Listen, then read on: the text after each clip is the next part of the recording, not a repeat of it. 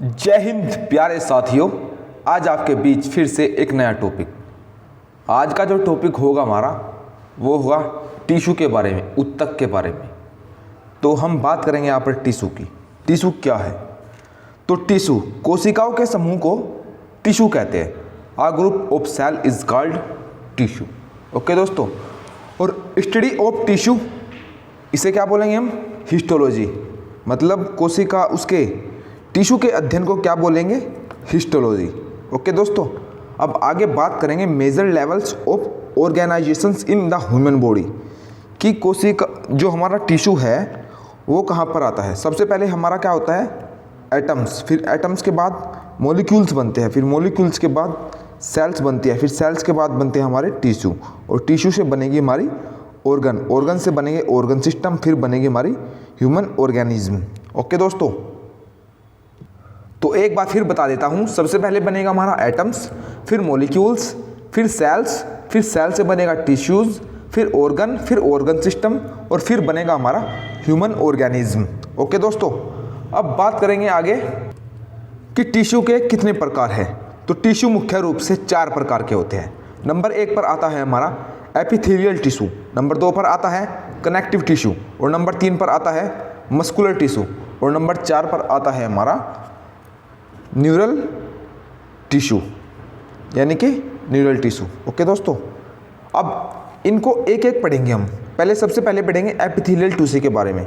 Okay दोस्तों, अगर हम यहाँ पर एपिथेलियल टिश्यू की बात करें, उपकला ऊतक की बात करें, तो कोई इंटरसेलुलर स्पेस नहीं होता इसमें। यह ऊतक बॉडी सरफेस की कवरिंग करता है। क्या करता है? जो हमारी बॉडी होती है उसकी सरफेस की कवरिंग करता है एपिथेलियल टिश्यू।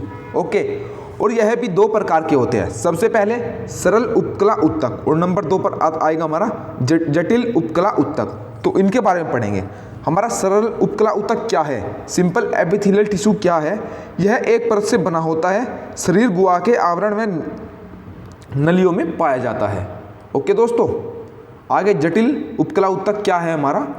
इसमें बहुत सी परतें पाई जाती है त्वचा में, और ये कहाँ पर पाई जाती है? त्वचा में। सरल उपकला ऊतक यानी कि सिंपल एपिथेलियल टिश्यू, तो इसके बारे में पढ़ेंगे हम। संरचना के आधार पर सरल उपकला ऊतक 3 प्रकार के हैं। नंबर 1 पर सल्की, नंबर 2 पर घनाकार, और नंबर 3 पर खंबानुमा। जो सल्की होते हैं, सल्की क्या होते हैं? हमारे चपटी व पतली सेल्स पाई जाती है इनमें। जो हमारे सल्की होते हैं उनमें चपटी व पतली सेल्स पाई जाती है। और घनाकार में क्या पाया जाता है? इसमें घनाकार सेल्स पाई जाती है। और खंबानुमा में इसमें खंबेनुमा सेल्स पाई जाती है।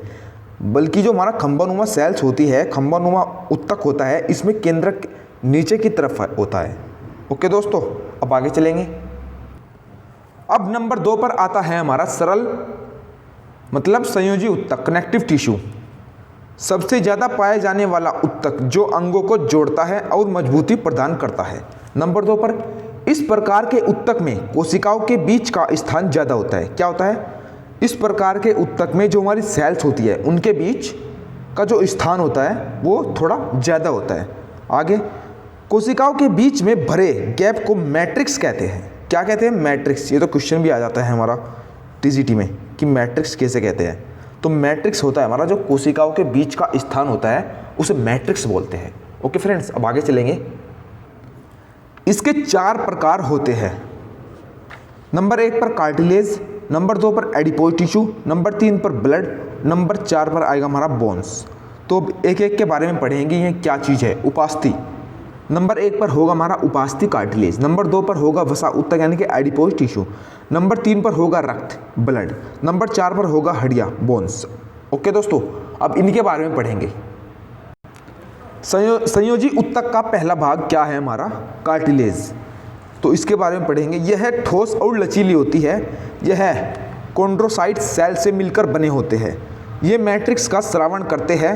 कशेरु की भ्रूण की अधिकांश उपास्थियाँ वयस्कावस्था में हड्डियों द्वारा बदल दी जाती है। लोकेशन कहाँ है इसकी? कार्टिलेज, नाक की नोक, नाक की जो नोक होती है उसमें हमारा कार्टिलेज पाया जाता है।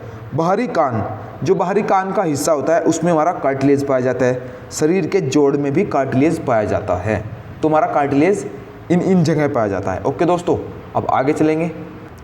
नंबर 2 पर आता है हमारा संयोजी ऊतक। कनेक्टिव टिश्यू का नंबर 2 भाग है हमारा एडिपोज टिश्यू। एडिपोज टिश्यू क्या है? ढीले संयोजी ऊतक जो कि त्वचा के नीचे पाए जाते हैं और वसा का संग्रहण करते हैं। यकृत में भी वसा ऊतक पाए जाते हैं, मतलब ये यकृत में भी पाए जाते हैं। नंबर 3 पर है हमारा रक्त, ब्लड।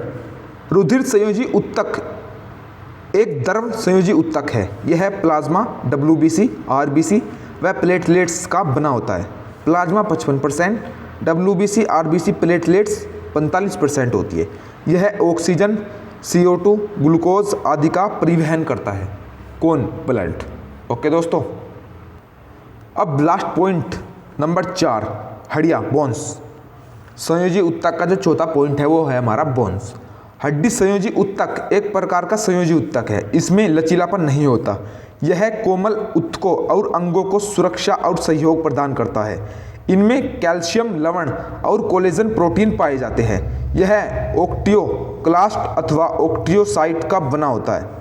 यह ओक्टियोक्लास्ट और ओक्टियोसाइट का बना होता है दोस्तों, जो कि लैक्यून में उपस्थित होता है। अस्थि मज्जा में भी रक्त का निर्माण होता है। रक्त का निर्माण हमारा अस्थि मज्जा में भी होता है। ओके दोस्तों, अब आगे चलेंगे। और जो हमारा टिश्यू का लास्ट पॉइंट है वो है, लास्ट नहीं तीसरा पॉइंट है ये, पेशी ऊतक, मस्कुलर टिश्यू। तीसरा पॉइंट मस्कुलर टिश्यू। तो पेशीय ऊतक सेल से बना होता है जिसमें छोटा या सिकुड़ने की क्षमता होती है। इनको मायोग्लोबिन वर्णक से लाल रंग प्राप्त होता है। यह 3 प्रकार के होते हैं: skeletal muscle tissue, skeletal muscular tissue, smooth muscular tissue और कार्डियक मस्कुलर टिश्यू।